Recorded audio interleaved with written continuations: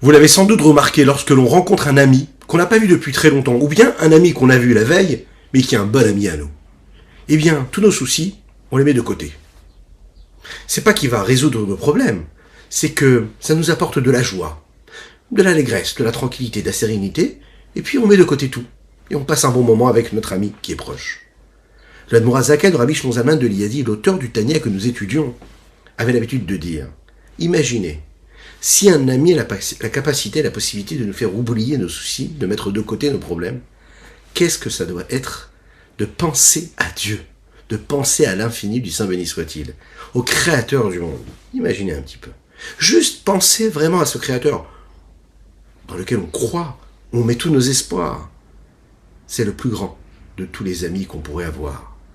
Donc, pensez à Kadosh Baruch Hu, ça allège, ça libère, ça donne de la joie. Juste après ces quelques notes de Nigun, on va étudier ensemble notre Tanya du jour, et bien sûr, je suis infiniment heureux de vous retrouver en cette magnifique journée que Dieu nous offre sur la terre. Aujourd'hui, nous étudierons le Tanya du jour, mais aussi celui de demain, le jour de Shabbat, comme nous avons l'habitude de le faire, précisément en été, parce que les Shabbats sont assez longs. Donc, juste après ces quelques notes de Nigun. Ay, ay, ay, ay, ay,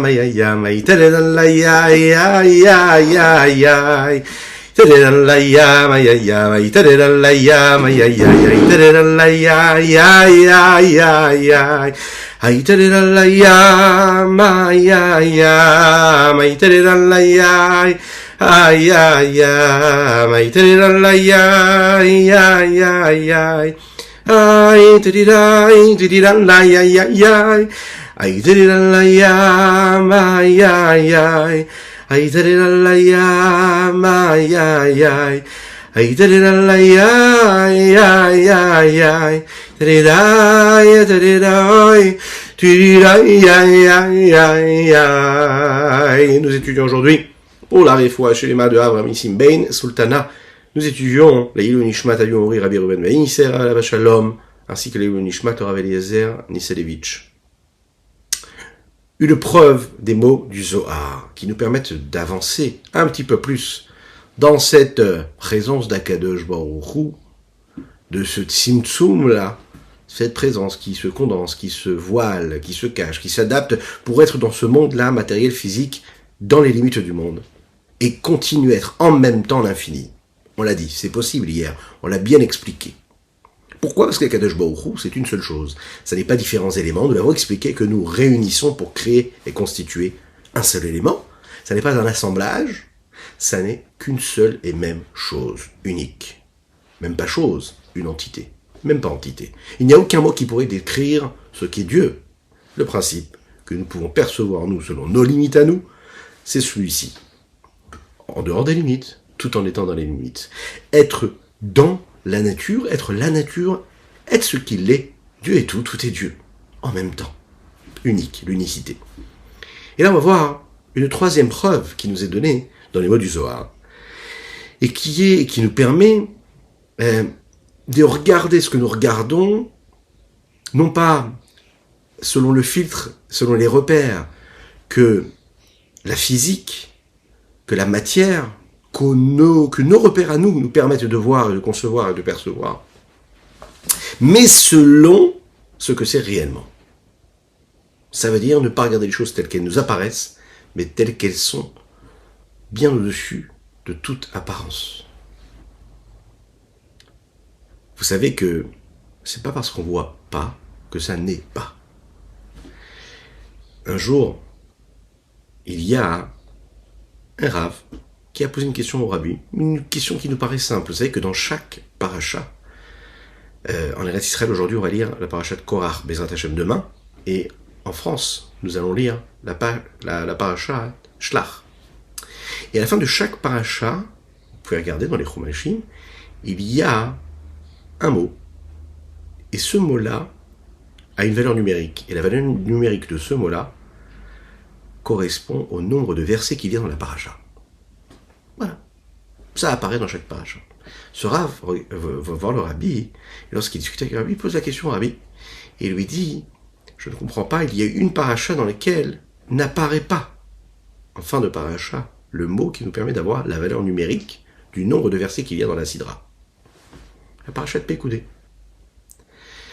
Le rabbi lui dit, il n'y a peut-être pas noté ce petit mot-là, mais c'est juste une erreur de l'éditeur. Dans la parashat Pekoudé, il y a 92 mots. Et cela correspond à 2 mots de la paracha, Beli, Kol. Voilà que l'éditeur a vu ces 2 mots-là à la fin de la paracha, Beli, Kol, valeur numérique 92, comme le nombre de versets qu'il y a dans la paracha, mais il a cru qu'il fallait retirer Beli, Kol, Siman. Il s'est dit, ok, il n'y a pas Beli, Kol, il n'y a pas de Siman, de signe, de symbole dans cette paracha. Donc, lui, il a compris que ça voulait dire vraiment Beli, Kol, qu'il n'y a vraiment pas de siman dans cette paracha, de signes, de symboles qui nous donnent la valeur numérique du mot. Et le rabbi d'expliquer, de dire, c'est juste une erreur de l'éditeur, mais il y a vraiment 92. Et la valeur numérique de ces 92, c'est les mots bellicol. Une petite histoire, enfin une petite anecdote ici, qui nous montre qu'en réalité, ce ne sont pas obligatoirement les symboles, ce ne sont pas obligatoirement les signes, les choses que l'on voit, qui nous permettent de savoir vraiment ce qui est. Il y a les plans d'Akadosh Baruch Hu, il y a ce que Dieu décide de nous montrer, il y a ce que l'homme est capable de voir par rapport à ses capacités à lui, c'est-à-dire à travers sa pureté, sa sainteté. Son regard, il est aussi dépendant de ce dont est constitué le niveau de spiritualité dans lequel il est. Comment est-ce qu'il a réussi à se détacher de la matière, à appréhender la matière, appréhender la grossièreté du monde qui est autour de lui. Il y a différents niveaux d'élévation, d'évolution, de détachement de la matière et de la grossièreté du monde. Chaque fois qu'on réussit à s'élever, comme le rabbi de Lubavitch l'explique dans un de ses Mahamarim sur la parashat Shlach, chaque fois qu'on s'élève d'un niveau, qu'on se détache un petit peu de la grossièreté de la matière, et on s'élève automatiquement, spirituellement, et on se rattache au plus près de la dimension d'infini qu'il y a dans ce qui pourrait nous paraître le plus grossier, le plus matériel, ici-bas sur Terre. À chaque fois. Chaque petit effort, je vois ce qui est autour de moi, je le vois comme quelque chose de physique qui m'apporte du plaisir, alors je le vis de manière assez grossière. Quelque chose de matériel qui m'apporte du plaisir, c'est-à-dire que je le fais vivre. Non seulement il est matériel, il est physique, il est grossier, mais en plus de ça, je lui donne de l'importance au point qu'il m'apporte du plaisir. Physique, matériel. Il y a un autre niveau. Je n'ai pas de plaisir matériel et physique de ce que ça peut m'apporter, mais je le sens quand même exister. C'est quelque chose de physique, de matériel et de grossier. Je m'en détache, je réussis à passer à un autre niveau. Je me sers de cet élément, de cet objet ou de ce qui a été créé, de cette créature de Dieu, ou même de ces traits de caractère que je peux avoir en moi, qui pourraient être interprétés dans une forme de grossièreté, d'égocentrisme, de narcissisme, etc. Et je réussis à le nettoyer, à enlever, à retirer toute la carapace, toute l'écorce, qui est le voile qui cache la véritable mission de ce trait de caractère que je vais avoir, ou de cet objet, de cette créature qui a été créée sur Terre. Et je vais l'utiliser pour une seule chose, pour servir Dieu. De cette façon-là, je me suis encore élevé d'un niveau, tout en étant dans la matière, je me suis élevé dans la spiritualité, et j'ai réussi même à transformer, en fait, ce qui pourrait me paraître grossier et physique.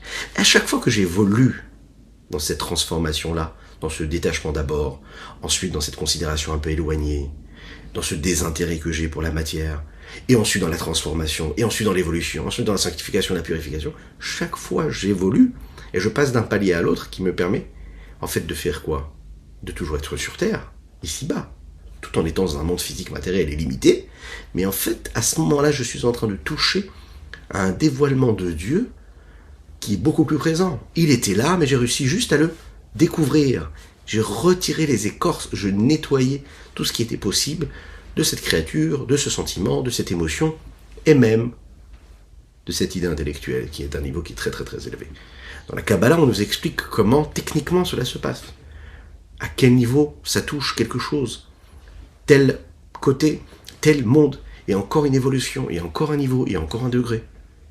Tout a un nom, tout existe, et chaque évolution, chaque petit progrès que nous faisons, nous permet de nous connecter à cette unicité de l'infini du Saint béni soit-il, tout en étant dans un monde physique et matériel, et limité.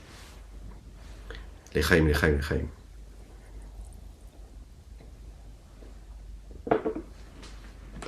Quand on étudie la Kabbalah, et on étudie par exemple le Zohar, on se rend compte que la Kabbalah prend pour nous expliquer et définir toutes ces notions-là des exemples qui correspondent à la constitution du corps de l'homme. On parle de membres, on parle d'éléments limités qui ont un message physique. Prenons l'exemple des séphirotes. On définit les séphirotes selon la construction, selon la façon avec laquelle le corps humain a été constitué. La chorma, c'est le cerveau. La bina, la compréhension, le discernement, on appelle ça le lev, le cœur. Bina uba lev mevin, ce que nous disons dans les Tikkun Zohar. Le chesed, la bonté, c'est le bras droit. La gauche, gvura, c'est le bras gauche, la rigueur.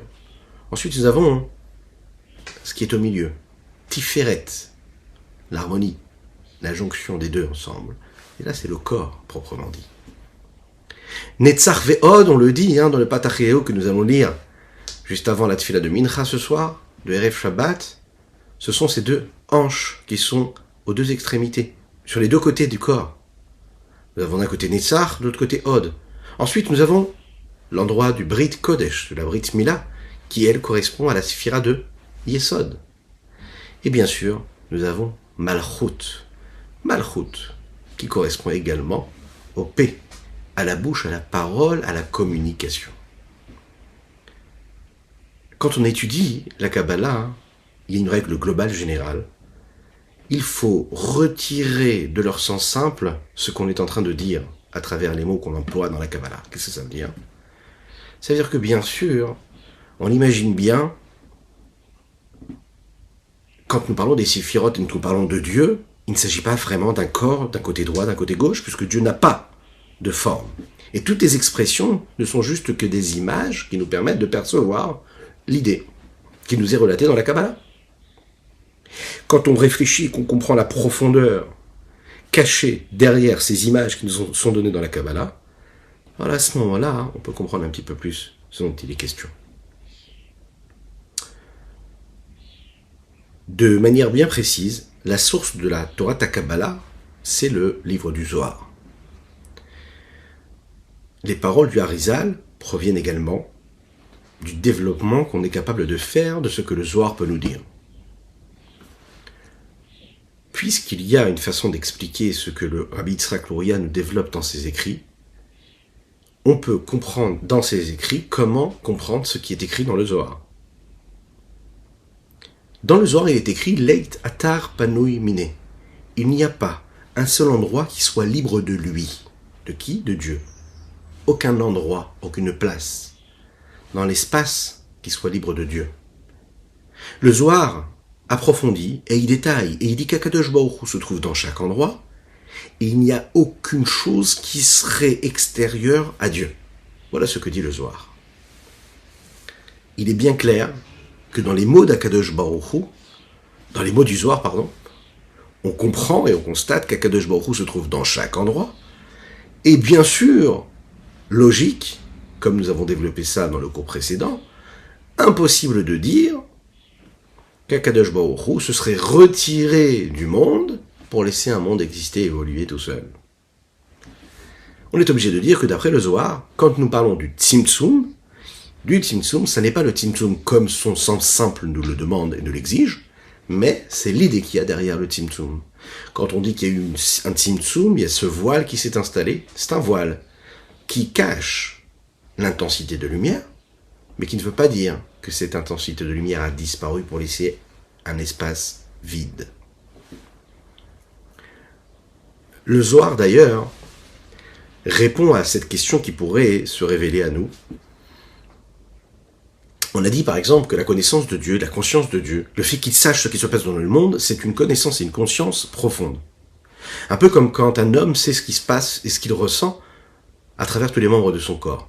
Il sent ce qui se passe dans son corps, même s'il n'a pas l'impression d'être dans son pied, il sait ce qui se passe dans son pied, il ressent, ça lui envoie tout de suite une information. Il cogne le coin de la table avec un des membres de son corps, il sent. Voilà ce que ça a produit dans son corps.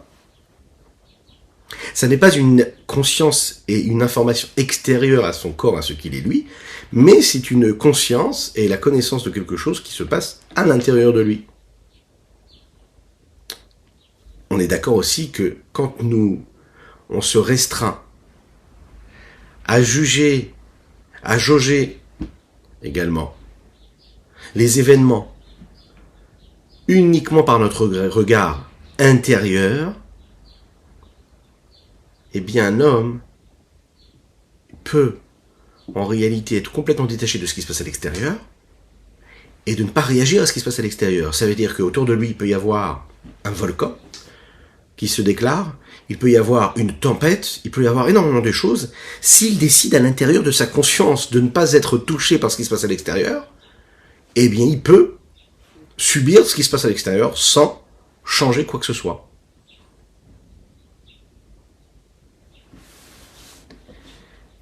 À l'intérieur de l'homme, quand l'information est intérieure, l'homme ne peut pas se soustraire à cette information.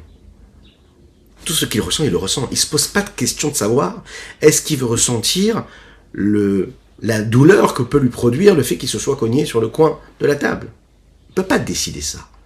Le fait de le savoir, c'est sa conscience réelle. Même sans en être conscient, il le sait. Parce que c'est un message qui est envoyé tout de suite. Vous voyez bien la différence qu'il y a entre une conscience intérieure et extérieure. Pourquoi ? Parce qu'en fait, le fait que l'homme sait tout ce qui se passe dans son corps, ça n'est pas juste une idée théorique qui peut analyser et décider oui j'y crois pas. Il se passe un événement extérieur à moi, je décide que ça crée chez moi une envie de me réjouir, de m'attrister, que Dieu nous en préserve, une envie d'avoir peur, une envie de réagir de telle ou telle façon, je peux décider, même si souvent il y a des réflexes. Mais je peux aussi décider de réagir d'une façon ou d'une autre, parce que c'est extérieur à moi.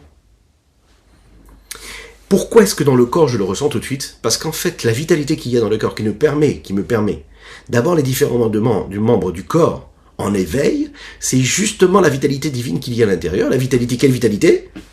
Ce nefesh-là qui, lui, est dans chaque partie du corps.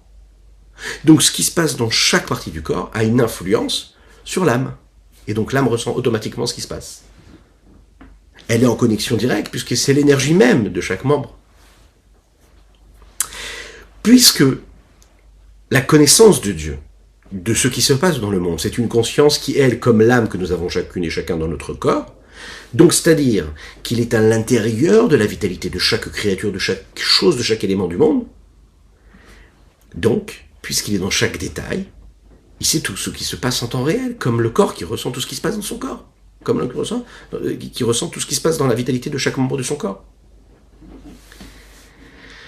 D'un autre côté, ce qui se passe dans le monde veut dire aussi que ça influence Akadosh Baruch Hu. Il y a des choses qui vont apporter de la joie, il y a des choses qui vont être vécues, qui vont apporter, qui vont créer chez Dieu, d'ailleurs on le voit dans le texte, de la colère. De manière globale, Akadosh Baruch Hu ne reste pas impassible et insensible à ce qui se passe sur terre, et on le voit à travers l'histoire. On sait que c'est un Dieu miséricordieux, un Dieu qui peut être en colère. C'est des mots qu'on emploie dans les termes de la Torah, dans toute l'histoire du peuple juif. Voilà que Dieu est content, est apaisé, voilà que Dieu est en colère. Il se passe quelque chose. Ça a des conséquences. A priori, ça pourrait apporter une contradiction à ce que nous avons dit. Qu'Akadosh Baruch Hu ni'avaye lo shaniti, Dieu ne change jamais. Mais si Dieu ne change jamais, comment se fait-il qu'il peut être en colère ? Il ne change pas, c'est le même Dieu. Pourquoi aujourd'hui il est en colère ? Pourquoi aujourd'hui il est joyeux ? Il ne peut pas changer. Ni'avaye lo shaniti. On est donc obligé de dire que, bien sûr, qu'Akadosh Baruch Hu sait tout ce qui se passe de manière profonde dans le monde. Comme un homme qui est conscient de tout ce que son corps peut ressentir et tous les membres de son corps peuvent ressentir. Mais d'un autre côté, tout cela ne l'influence pas, même s'il va avoir une attitude de colère ou de joie, de satisfaction. Ça ne change pas du tout ce qu'il est lui. Et lorsqu'il a une attitude extérieure qui est traduite par de la souffrance, de la douleur, du regret, de la colère ou de la joie, de la satisfaction, c'est ce qui nous apparaît à nous, et c'est Dieu qui se révèle à nous, et non pas Dieu ce qu'il est lui-même, puisque lui n'est pas du tout altérable, ni à travers la colère, ni à travers la joie, puisqu'il est au-dessus de tout cela. Et comment est-ce que c'est possible? On va le voir tout de suite dans les mots. C'est le Zohar qui va nous aider à comprendre cela. Vous savez qu'aujourd'hui, on est le 25 Sivan, et c'est la Iloula du Rav Mordechai Eliyahu Alav Shalom, très très très grande sadique, très proche également du Rabbi de Lubavitch. Rav Mordechai Eliyahu, un très très grand Mekoubal, un des anciens grands rabbins d'Israël, et qui était un fervent défenseur justement de cette vie-là juive qu'on doit avoir, qui doit être influencée par la Torah Chassidut, la Torah Kabbalah, non pas mise de côté pour des élites, mais pour vivre à travers ces enseignements-là. Sans jugement aucun, il est travaillé, il s'évertué à créer à chaque fois cette ardoute, cette union dans tout le peuple juif, toutes tendances confondues. Le Zohar dit comme ça: Yutafis bekula, veletman detafis be. On va le voir dans les mots. Il y a une différence entre la connaissance de l'homme à travers son corps et la connaissance du Créateur à travers le monde. L'âme, elle, sait ce qui se passe dans le corps, et donc elle est influencée et elle est touchée par ce qui se passe à l'intérieur de son corps, et plus que cela, elle est touchée au point qu'il change en fonction de ce que un de ses membres de corps va ressentir. Parce qu'en réalité, dans ce monde humain, il y a une règle générale, c'est que quand tu te trouves quelque part, quand tu te trouves dans un environnement, ça peut être physiquement ou spirituellement. Dans les deux cas, tu es influencé par ton entourage. Ok? Tu vis à travers les yeux et le regard de ton entourage, tu es perdu. Parce que les décisions que tu vas prendre, les choix que tu vas faire, vont dépendre du regard des autres. L'endroit où tu vis, l'influence que les gens vont avoir inconsciemment sur toi, sur tes choix de vie, sur ta façon de te comporter, de t'habiller, de manger, de parler, cette influence-là, elle est considérable qu'on ne le veuille ou non. Il est très difficile de vivre de manière isolée. Un homme vit en fonction de son environnement. Il est influencé par ce qui est extérieur à lui. Il est touché par cela. C'est la raison pour laquelle il faut toujours faire attention d'être dans une influence qui est bonne, positive, saine, sainte, pure. C'est la raison pour laquelle il faut faire en sorte que nos enfants soient toujours bien entourés. Un bon entourage. Parce qu'un entourage, même si on va éduquer nos enfants selon de belles valeurs de bons principes, l'entourage peut installer chez l'enfant, chez l'homme, chez la personne, inconsciemment des critères, des valeurs, des repères, qui même si lui, à travers ce qu'on lui a enseigné théoriquement, les rejette, les repousse, petit à petit, les influence sans le savoir dans son inconscient, ce qu'il va devenir. L'homme est bien sûr touché et influencé par ce qui se passe autour de lui. Dieu non. Dieu n'est jamais touché et influencé par ce qui se passe autour de lui. Il est tout. Il est capable de tout. Il peut résider dans deux choses en même temps. Il peut se trouver là et là en même temps. Il peut savoir ce qui se passe dans le monde, être dans le monde, mais ce qui se passe dans le monde ne l'influence pas et ne le touche pas et n'altère pas du tout ce qu'il est. Regardons dans les mots ce qui est dit ici. Lechaim, lechaim, lechaim. C'est ce qui est écrit dans les tikkunim, dans ces textes du Zohar. Précisément, le tikkun nunzaïn, le 57e. Il n'y a pas un seul endroit qui soit libre de lui, ni dans les mondes supérieurs, ni dans les mondes inférieurs. Uberaaya même, na parashat Pinchas dans le Zohar toujours, dans la parashat de Pinchas, il est dit comme ça: Yutafes bekola veletman detafes bechule. Yusovev kolalmin chule veletman denafesh bershut elevar. Yumemale kolalmin. Ça veut dire qu'il n'y a en fait, en réalité, Akadosh Baruch Hu, dans rien d'autre que tout. Qu'il n'y a aucun endroit qui serait libre de lui, qu'il est à l'extérieur de tous les mondes, que celui qui le saisit, en réalité, ne peut pas percevoir son infini parce que lui-même est limité. Il entoure tous les mondes et il n'y a rien d'autre qui sorte de ce qu'il est lui, de sa gouvernance, de sa maîtrise. Il remplit tous les mondes, tout en étant à l'extérieur des mondes, il les remplit, c'est-à-dire qu'il rentre dans chaque petite créature selon les limites de chaque créature. Il est là, il se trouve en dehors de toute distinction, tout en étant dans la distinction.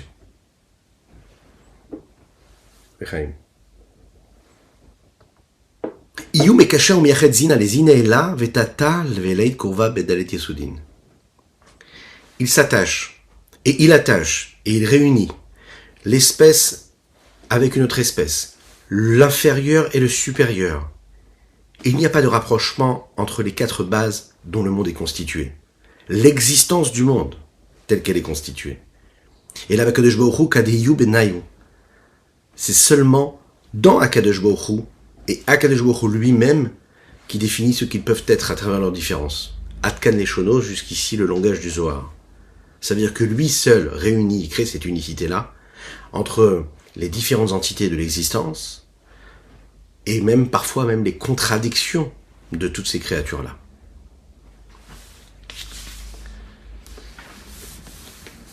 Verotseloma. Et le Rabbi Shlomo Zalman ici nous rapporte encore des mots du Zohar qui nous expliquent cette idée-là. Leitzman est à Fisbe. Qu'est-ce que ça veut dire Leitzman est à Fisbe? Il n'y a personne qui puisse le saisir, le comprendre. She'ein mish yitfos be'asak atzechlo mikol s'chalim ha'ilyonim b'mauto v'atzmoto shel HaKadosh Baruch Hu. Il n'y a pas de description possible qui peut dépendre des descriptions limitées de l'intellect d'un homme. Même l'intellect supérieur, suprême, qui serait détaché de l'intellect de l'homme, de la capacité humaine que nous pouvons avoir, ça ne peut pas être compris, ça ne peut pas être saisi. Parce que par essence même, l'intellect n'est pas capable de saisir quelque chose qui dépasse les limites de son intellect.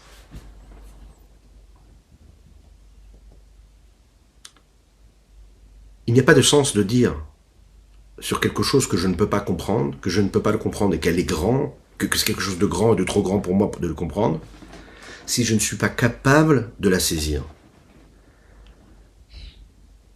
Quelque chose qui me dépasse, c'est par définition quelque chose que je peux saisir et voir les limites qui ne me permettent pas de le saisir. J'ai besoin d'avoir une perception, j'ai besoin d'avoir des repères qui touchent un petit peu ce que c'est. Dès l'instant où je n'ai même plus de repères pour le décrire, c'est que ça me dépasse complètement. Et c'est que je ne pourrai jamais entrer dans ce monde-là. Parce que c'est un monde qui ne correspond pas aux limites de l'homme. Aussi subtil et raffiné que l'intellect pourrait l'être. C'est la raison pour laquelle il y a vraiment un éloignement entre les différences qu'il y a entre les sens. Le sens du toucher, par exemple, et le sens de la réflexion, c'est deux sens qui sont complètement éloignés l'un de l'autre. Mais puisqu'éloignés, c'est deux mondes différents. Très très très éloignés, à tel point, c'est pas une question d'évolution et de raffinement de l'esprit qui pourrait me permettre d'arriver à saisir ce que le toucher peut me permettre de ressentir. Non, il y a ce sens-là et il y a un autre sens. Et bien chez HaKadosh Baruch Hu, chez Dieu, il n'y a pas cette différence de sens. Les ponts sont capables, sont possibles. On peut passer d'un endroit à l'autre, on peut passer d'un sens à l'autre. Chez l'homme, c'est pas possible. Donc on voit bien qu'il y a une forme de limite qui a été créée chez la créature. Donc dans le monde inférieur, dans le monde supérieur, mais aussi dans le monde inférieur. Ça veut dire que la lumière d'Akadosh Baruch Hu, qui fait vivre chaque élément inférieur qui existe ici-bas sur Terre, eh bien personne ne pourra le percevoir, même quand elle prend l'apparence de quelque chose de physique et de matériel, et que je me dis oui, il y a quelque chose qui vit à travers cette chose-là, et que c'est de la vitalité divine, je vois la chose, je ne vois pas Dieu. Je ne suis pas capable de voir et de saisir ce que Dieu est réellement à travers cette chose-là. Même si je sais que c'est la vitalité de Dieu. Bien qu'Akadosh Baruch Hu remplit tous les mondes, ça n'est pas comme l'âme de l'homme qui est dans son corps. Elle est saisie dans le corps, elle remplit tout le corps. À tel point qu'elle est influencée, qu'elle est émerveillée, et elle reçoit, et elle accuse les changements qui sont dépendants de ce que son corps peut vivre. Vetsaharo, par exemple, sa souffrance, sa douleur, mais à Kaot, par exemple, d'un coup qu'il peut recevoir, ou bien au Krirut, au Chamimuta Eshvechayutse, ou bien par la froideur, ou par la chaleur du feu. Il ressent. Donc il ressent.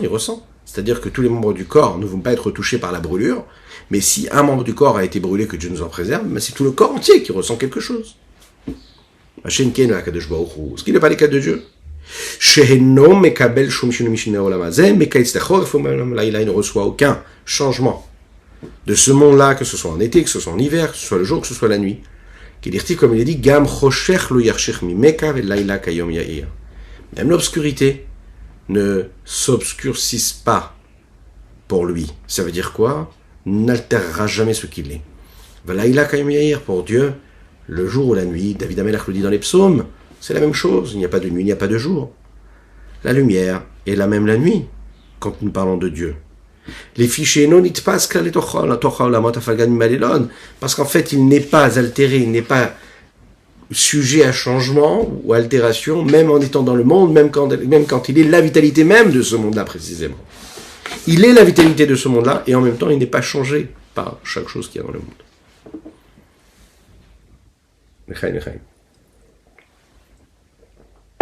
Alors le Zohar nous dit qu'Akadosh Baruch Hu, il est à l'extérieur, il est à l'intérieur de la même manière. Vous connaissez cette histoire qu'on a déjà racontée, ces deux petites anecdotes qui nous font comprendre un petit peu qu'est-ce que ça veut dire. Que Dieu, il est à l'extérieur, qu'il est à l'intérieur, et que c'est ce qui se passe, mais en même temps, il n'est pas touché par ce qui se passe.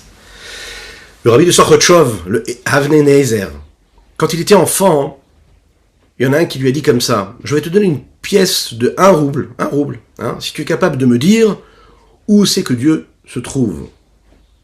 L'enfant, imaginez, ça va devenir un grand dans l'histoire du peuple juif. Donc il a un intellect assez aiguisé. Qu'est-ce qu'il lui répond? Vous connaissez la fameuse réponse.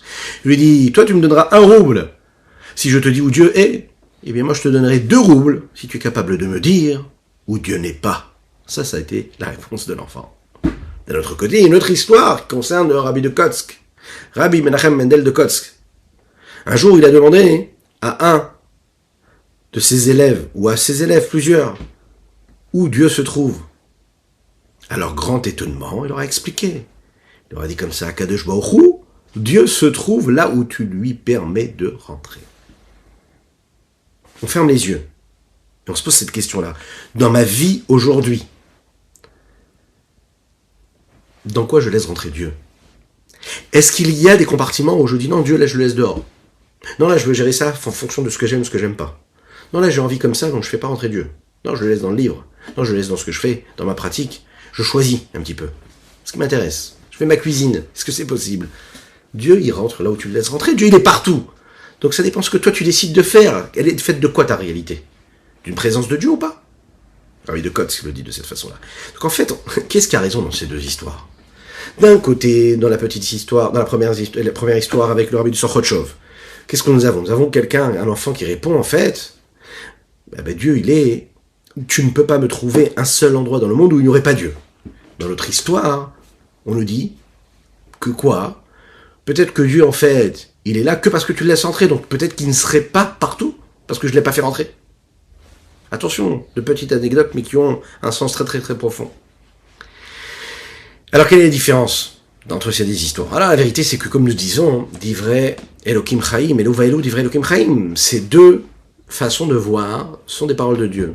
Et chaque petite anecdote ici représente un autre côté de ce qu'est Dieu. Dans la première histoire, on représente ce que Dieu il est à travers le Sovev Kol Almin, ça veut dire qu'Akadosh Baruch Hu, il se trouve partout dans chaque endroit. Et qu'en effet, trouve-moi un seul endroit où Dieu n'est pas, je te donne 2 roubles, parce que Dieu il est partout dans chaque endroit. Sovev Kol Almin. Il entoure tous les mondes. Entouré dans le sens, on est d'accord, non figuré du terme. Il est à l'intérieur, il est à l'extérieur, il est de manière égale dans chaque endroit. Il ne dépend pas du tzimtzum qui va avoir lieu, et qui a eu lieu déjà. La deuxième anecdote, ça représente ce qu'on appelle le Memale Kol Almin. Dieu comme il est dans les petits détails. Donc toi, tu fais rentrer Dieu dans ce détail. Alors Dieu, il est là.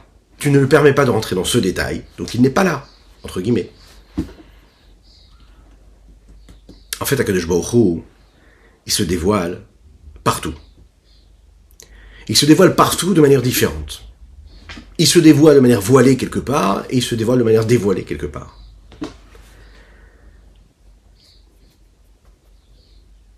Quand nous parlons d'Akadosh Baruch Hu, quand on dit Sovev Kol Almin, encore une fois, ça n'est pas comme son nom l'indique, comme son sens simple.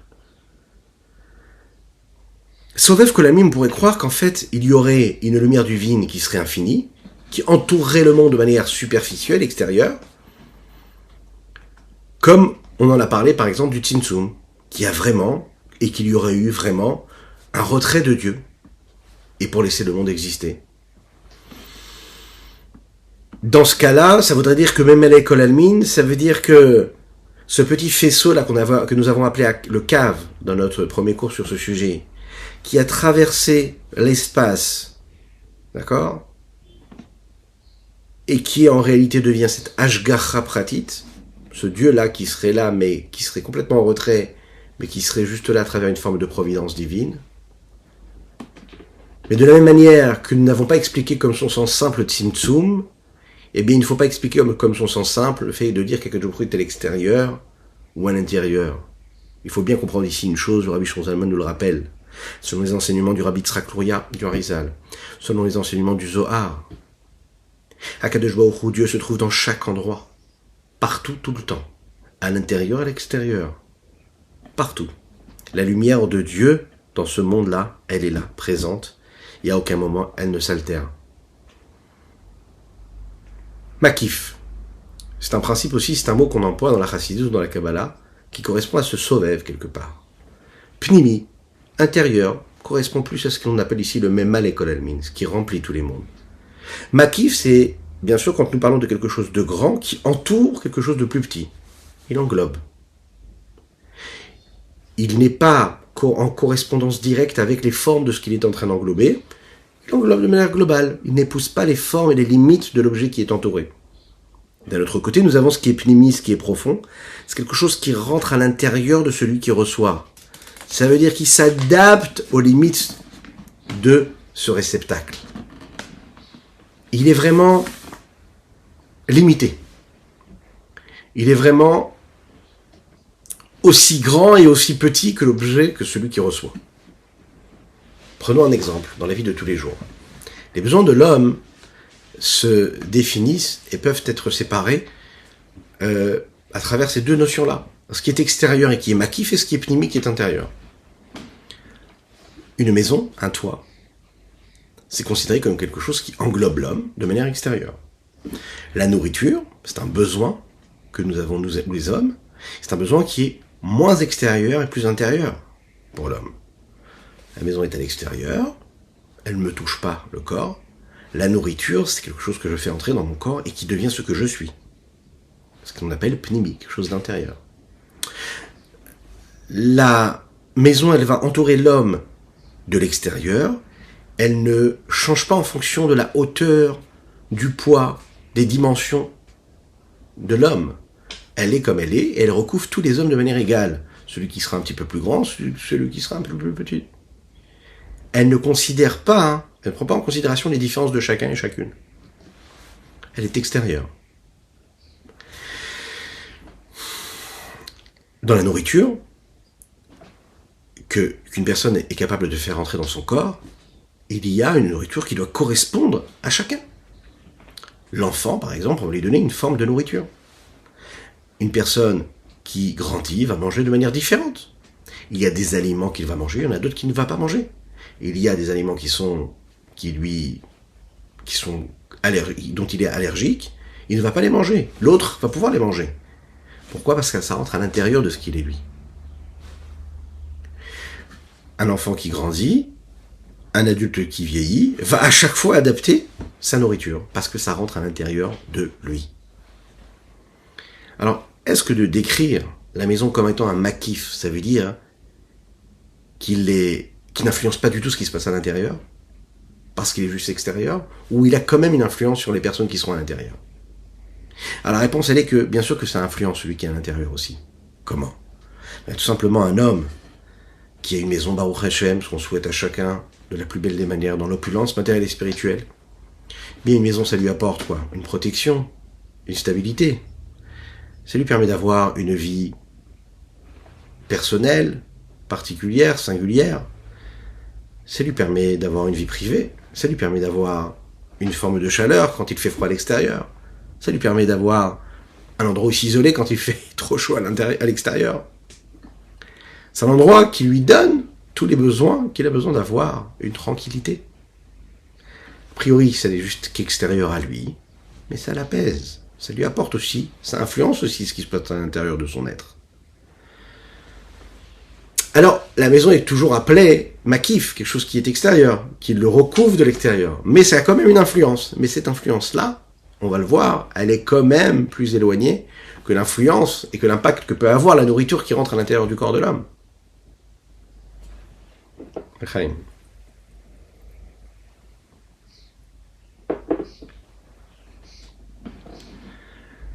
La deuxième chose à savoir aussi, c'est que l'influence extérieure que la maison est capable de donner à l'homme, c'est une influence que l'homme ne maîtrise pas toujours. C'est une influence qui est moins directe que par exemple la nourriture peut avoir sur l'homme.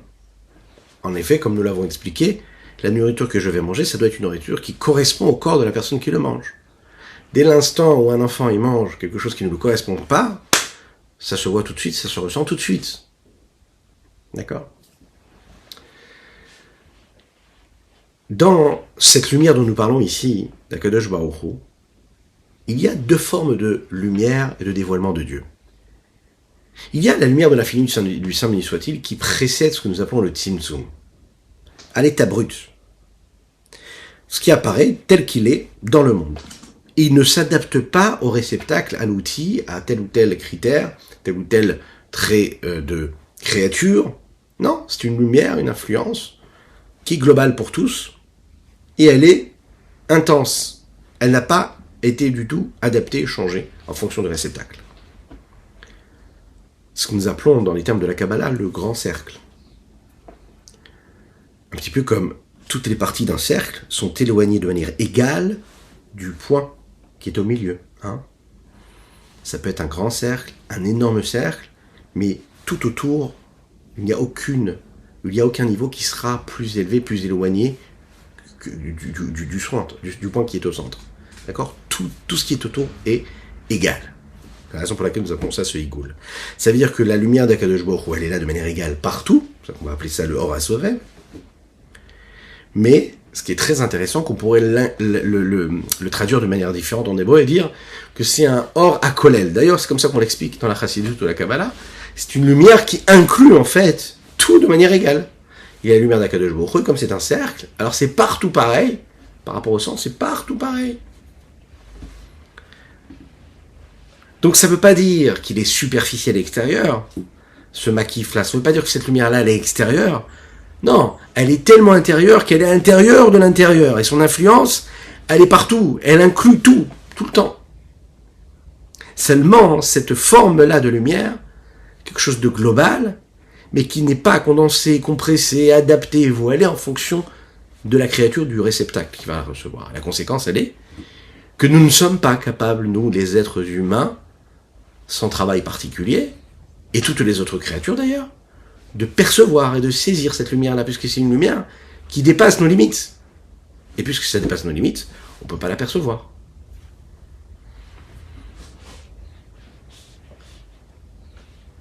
C'est une lumière qui dépasse la conscience, notre connaissance, notre savoir, notre capacité de connaissance.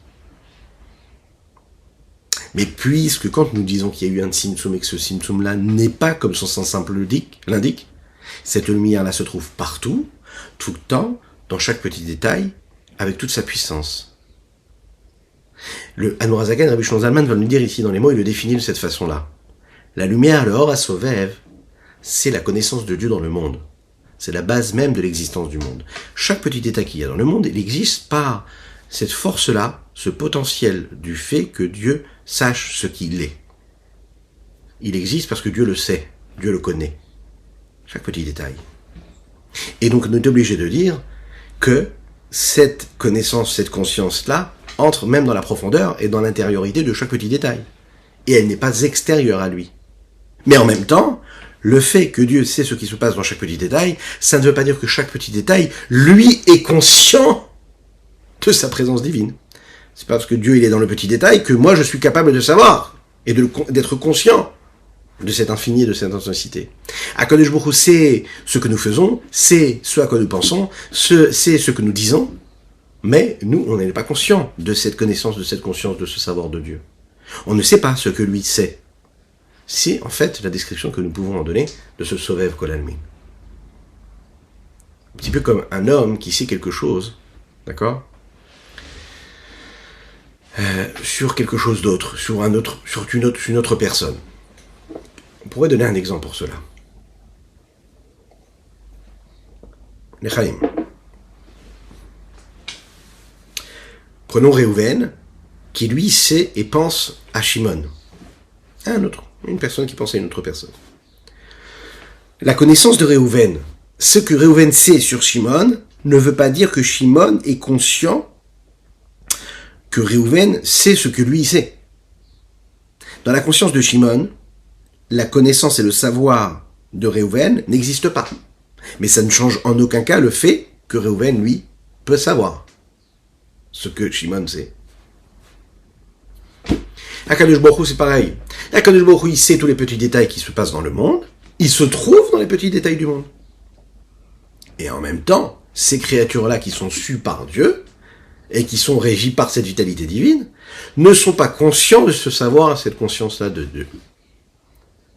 Mais on est d'accord qu'il y a une différence entre l'exemple que vous nous donnez, entre le fait qu'un homme sache quelque chose, ou le fait qu'un homme pense à quelqu'un et que l'homme ne sait pas, et que l'autre ne sache pas, qu'il y ait quelqu'un qui pense à lui.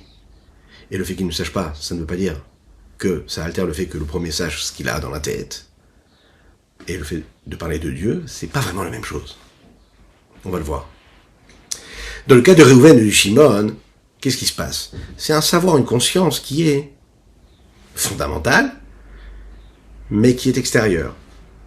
Elle reste une connaissance virtuelle. Elle n'entre pas concrètement dans la réalité de Shimon, de l'autre. D'accord? Le fait que je sache et que je sois en train de penser à l'autre, et que lui, donc, n'est pas conscient que je suis en train de penser à lui, ça a quand même ses limites. Ça n'est pas une réalité qui touche la deuxième personne à laquelle je pense. Par contre, Akadosh Baruch Hu, lui, sait ce qui se passe dans le monde. Et quand il sait ce qui se passe dans le monde, ça rentre dans le monde, ça rentre dans la chose. C'est-à-dire que ça a un impact, une influence, sa connaissance, sa conscience a un impact direct sur la vitalité de la chose. Alors que moi, quand je pense à quelqu'un, ça n'a pas de conséquences. Ça ne le change pas. Ça n'altère rien. Dans les mots, c'est ce que nous disons quand nous disons Sovev Kol Almin, qu'Akadosh Baruch Hu, il l'entoure quelque part, ces mondes-là. Pérouche, c'est pas qu'il est à l'extérieur, il est tellement à l'intérieur, d'accord? Il est considéré comme à l'extérieur. Comment? Derrière machin. Quand un homme réfléchit à quelque chose, à une notion intellectuelle. Ou bien il pense à un objet physique, matériel. Alors l'intellect et la pensée entourent et englobent la chose à laquelle il pense, ou bien qu'il a imaginé dans sa pensée, ok, ou dans son intellect. Mais concrètement, est-ce qu'il est en train de recouvrir et d'entourer l'objet auquel il pense? Non, pas du tout. Par contre Dieu, sur lequel il est écrit « Mes pensées ne sont pas vos pensées ». Sa connaissance, le fait qu'il sache et qu'il connaisse chaque créature, elle inclut et elle entoure chaque créature concrètement. Pourquoi? Parce que c'est la vitalité. Dieu, il est la vitalité de chaque élément. Et puisqu'il est la vitalité, donc le fait qu'il le sache, qu'il le sait, qu'il le connaisse, il est déjà en train de lui donner l'existence même de ce qu'il est. Conclusion. On a bien appris ensemble 3 preuves qui nous prouvent que le Tzimtzum, le premier Tzimtzum, ça n'est pas un Tzimtzum comme son sens simple nous le dit. Premièrement, Hachem n'a pas de corps. Et donc, s'il n'a pas de corps, on ne peut pas dire qu'il aurait retiré quelque chose d'un endroit à un autre. On ne peut pas dire qu'il se serait retiré d'un endroit. Il est partout en même temps, avant, pendant, après. Deuxièmement, le principe même de l'unicité de Dieu nous apprend quoi? Que Dieu, c'est un créateur, mais un créateur qui n'est pas un transformateur comme nous pouvons le concevoir. Aujourd'hui, ici-bas sur Terre, en 2022, comme il y a plusieurs siècles, on a toujours appelé des créateurs ceux qui étaient capables de construire, de bâtir. Non, ce ne sont que des transformateurs, nous l'avons développé ensemble. Il ne rassemble pas différents éléments. Dieu, c'est l'unicité parfaite, abstraite, totale, unique. Ce principe-là correspond également avec la Hashgacha Pratit. Il peut y avoir la Hashgacha Pratit, mais on ne doit jamais dire que cette Hashgacha Pratit, elle se soustrait au fait que Dieu soit là à chaque moment. Au contraire. Troisièmement, c'est ce que nous venons de développer aujourd'hui, le Zohar il nous dit clairement qu'il n'y a pas un seul Etatarpanumini, il n'y a pas un seul endroit qui serait libre de lui. Comme il est dit également, Et Hashamayim v'Haaretz animalé, je suis partout, je suis sur la terre, je suis dans le ciel et je remplis tout. Et nous l'avons expliqué, Sovev Kol Almim nous permet vraiment de comprendre cela. Voilà ce qu'on pouvait dire aujourd'hui. Je vous souhaite plein de bonnes choses, de passer un bon Shabbat Shalom, ou Mevorach, un Shabbat de paix, de sérénité, de tranquillité, de joie, de miséricorde. Shabbat de véritable joie. Parce qu'Akadosh Baruch Hu nous aime, et le fait de se souvenir qu'Akadosh Baruch Hu nous aime, eh bien ça doit nous rassurer à tous les niveaux. Passons un Shabbat qui soit merveilleux aussi, puisque c'est Shabbat Mevachim, nous allons bénir le mois de Tammuz, qui est un mois qui est tellement, tellement important, que Dieu fasse en sorte qu'on puisse puiser toutes les forces de ce Shabbat-là. Pensez à dire les Teilim avant la Tefila, vous savez, ça a été instauré par nos maîtres du chassidisme, de lire tout le Teilim Shabbat matin, avant la Tefila. On se lave un petit peu plus tôt, et on dit Teilim, on demande à Kadosh Baruch Hu tout le bonheur et toute la joie, et bien sûr, on va lui demander la seule chose qu'on doit lui demander, la venue de Mashiach, maintenant, maintenant, parce que jusqu'à quand les souffrances et les douleurs, que Dieu fasse qu'on puisse, Be'ezrat Hashem, se voir après Shabbat pour notre prochain cours, avec le Mashiach, le Beth Amikdash reconstruit. À bientôt.